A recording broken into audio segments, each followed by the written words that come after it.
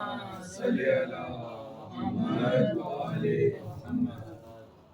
باللہ السمیع العلیم من الشیطان اللعین الرجیم بسم اللہ الرحمن الرحیم الذین اذا اصابتهم مصیبۃ قالوا انا للہ وانا الیہ راجعون انا للہ وانا الیہ راجعون۔ ہاں عزادارو، مسلم کے بچے یتیم ہو گئے۔ ہاں عزادارو، حسین کا سفیر مارا گیا۔ ہاں عزادارو، عباس کا بھائی مارا گیا۔ جی بھر کے گریہ کرنا، رونے کا دن تھا، رونے کی رات ہے۔ ہاں عزادارو، امام صادق فرماتے ہیں ہمارے مصائب پہ ایسے رویا کرو جیسے بوڑھی ماں جوان بیٹے کے لاشے پہ روتی ہے۔ سیدہ کو جیسے آپ کی آنکھ کے آنسو پسند ہیں، ویسے ہی آپ کے گریے کی بلند آوازیں بھی پسند ہیں۔ ہاں عزادارو، حسین مکہ میں ہیں اور مسلم کو قریب بلایا۔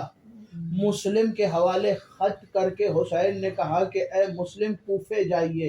عزادارو، مسلم کوفہ پہنچے، 2 ذی الحجہ کا دن ہے کہ مسلم کوفے میں داخل ہوئے ہیں۔ حسین کوفے والوں کو خط لکھ کے بھیج رہے ہیں کہ کوفے والوں دیکھو، میں اپنے بھائی کو اپنا وزیر، اپنا سفیر بنا کے بھیج رہا ہوں۔ عزادارو، مسلم نے خطبہ دیا۔ خطبہ ایسا دیا مسلم نے کہ تاریخ کہتی ہے کہ خطبہ سنتے ہی بیک وقت 18,000 لوگوں نے مسلم کے ہاتھ پہ حسین کی بیعت کی۔ عزادارو، بیعت لوگوں نے کر لی، مسلم ہانی کے گھر آ گئے۔ عزادارو، دن گزرتے رہے، مسلم سے ملنے کوفے والے آتے رہے۔ کوفے میں علی کے چاہنے والے بڑے کم تھے، ان میں سے کچھ ایسے تھے جو کوفے کے باہر تھے اور کچھ ایسے تھے جو کوفے کے زندان میں موجود تھے۔ عزادارو، جو باقی افراد تھے وہ مسلم سے ملنے آ رہے ہیں۔ حبیب ابن مظاہر مسلم سے ملنے آئے۔ عزادارو، مختار ثقفی مسلم سے ملنے آئے۔ عزادارو، حسین کے چاہنے والے، علی کے چاہنے والے مسلم سے مل رہے ہیں۔ عزادارو، دن پہ دن گزرتے رہے۔ 8 ذی الحجہ کا دن آیا۔ مسلم مغرب کی نماز پڑھا کے جب مسجد کوفہ میں پیچھے پلٹے تو جنہوں نے مسلم کے ہاتھ پہ بیعت کی تھی، جب مسلم نے پلٹ کے دیکھا تو پیچھے ایک بندہ بھی موجود نہیں تھا۔ عزادارو، جنہوں نے بیعت کی تھی ان میں سے کوئی موجود نہیں تھا، سارے مسلم کا ساتھ چھوڑ کے چلے گئے تھے۔ عزادارو، مسلم کوفہ کی گلیوں میں تنہا چلتے رہے، مسلم کوفہ کی گلیوں میں تنہا گھومتے رہے۔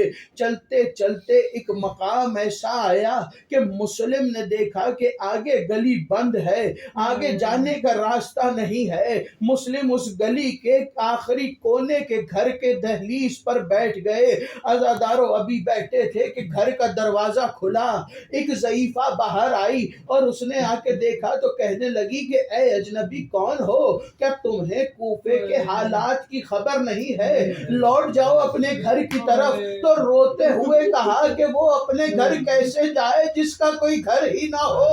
عزادارو، تبا نے کہا اگر تو اجنبی ہے، اگر تو مسافر ہے تو جا کے خدا کے گھر میں رک جا، خدا کے گھر سے تجھے کوئی نہیں نکالے گا۔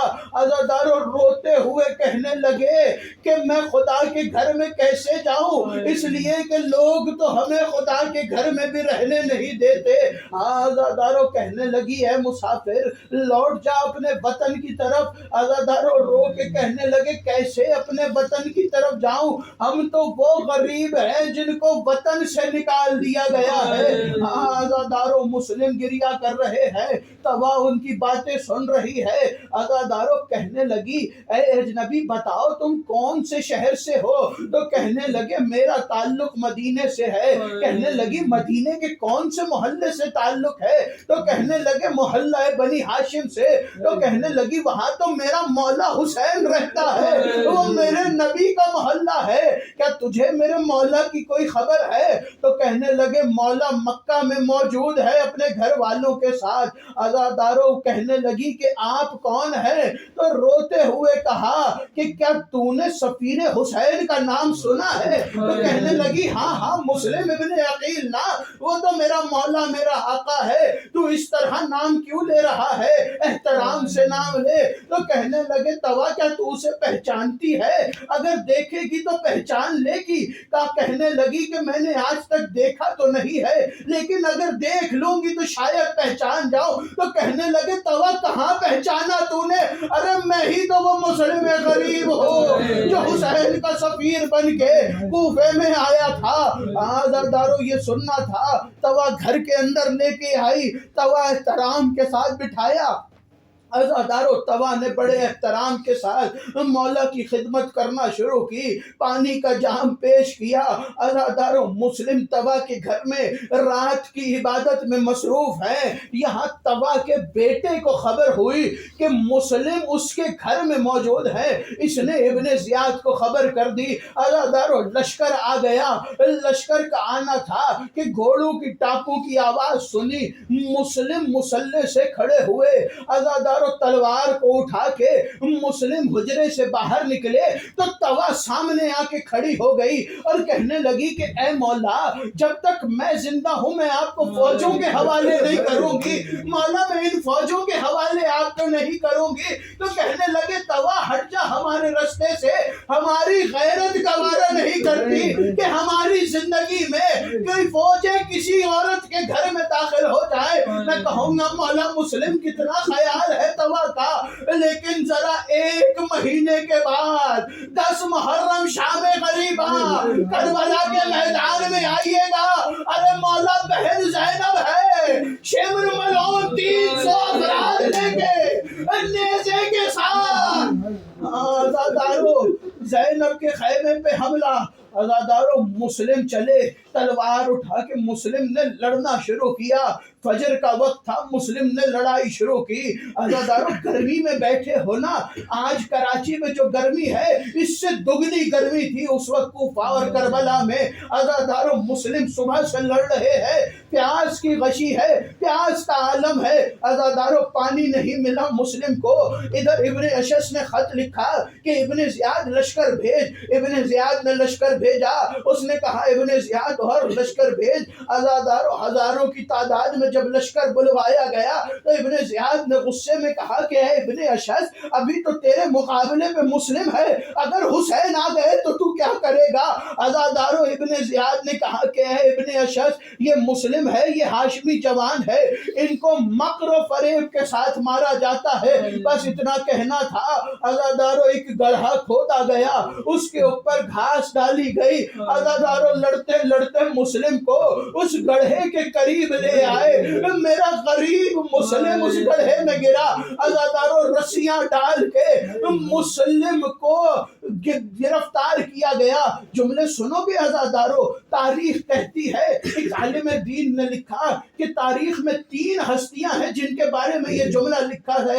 عزادارو پہلے جملہ سن لو پھر نام بتاتا ہوں۔ تاریخ نے جملہ لکھا، تاریخ میں 3 ہستیاں ایسی ہیں کہ جن کے بدن میں اتنے تیر لگے تھے کہ ایسا لگتا تھا کہ صرف تیروں سے چھلنی ہے بدن۔ عزادارو سنو گے، پہلی ہستی مسلم ابن عقیل ہے کہ کوفے میں لڑتے ہوئے مسلم کو اتنے تیر مارے گئے کہ مسلم کا بدن چھلنی ہو چکا تھا۔ عزادارو دوسری ہستی کا نام ہے کربلا کے میدان میں عباس ابن علی، عباس لڑ رہے ہیں، ظالم تیر چلا رہے ہیں۔ تیسری ہستی حسین ابن علی ہے کہ جس کے بارے میں امام صادق نے کہا کہ میرے بابا کے بدن میں اتنی جگہ بھی باقی نہ تھی کہ کوئی اور زخم لگا سکتا۔ عزادارو مسلم کو گرفتار کر کے دربار میں لائے گئے، دربار میں لایا گیا مسلم کو، کہا مسلم کوئی خواہش ہے؟ عزادارو کہنے لگے پیاس بہت لگی ہے۔ عزادارو پانی کا جام پیش کیا گیا، مسلم مولا نے قریب کیا، ابھی قریب کیا تھا کہ دہنے اقدس کا لہو پیالے میں گرا۔ عزادارو واپس کرتے ہوئے کہا کہ شاید میں کربلا کا پہلا شہید ہوں، اس لیے مولا آپ کی مرضی مسلم پیاسا مارا جائے۔ عزادارو مسلم نے واپس کر دیا پیالہ، ابن زیاد نے حکم دیا عزادارو مسلم کو دارالمارہ کی چھت پہ لے کے آئے۔ عزادارو سنو کے جملے، دارالمارہ کی چھت پہ آ کے کوفے کی گلیوں کو دیکھنے لگے، دیکھتے دیکھتے آواز دے کے کہنے لگے کوفے والو، جب میں کوفے آیا تھا تو میرے ساتھ 2 بچے بھی آئے تھے، اے کوفے والو اب میں مارا جا رہا ہوں، مجھ سے وعدہ کرو میرے بچوں کا خیال رکھو گے۔ عزادارو دوسرا جملہ مسلم نے کہا کہ کوفے والو کیا تم میں کوئی ہے جو حسین کو خط لکھ کے بتا دے کہ مولا کوفے میں زینب ام کلثوم کو نہ لے کے آئیے گا، مولا کوفے میں اپنی بہنوں کو نہ لائیے گا۔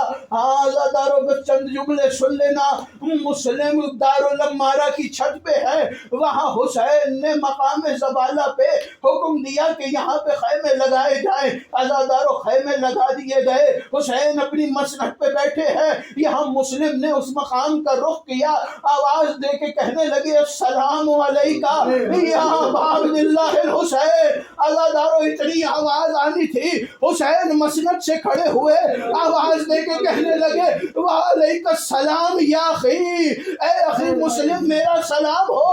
عباس برابر میں کھڑے تھے، آواز دے کے کہنے لگے مولا کیا مسلم کی کوئی خبر آئی ہے؟ جملہ سنو گے عزادارو، عباس کے شانے کو پکڑ کے زور سے ہلا کے کہنے لگے عباس ذرا دھیرے بولو، کہیں ایسا نہ ہو کہ رقیہ اور زینب سن لے، کہیں رقیہ اور زینب کو آواز نہ چلی جائے۔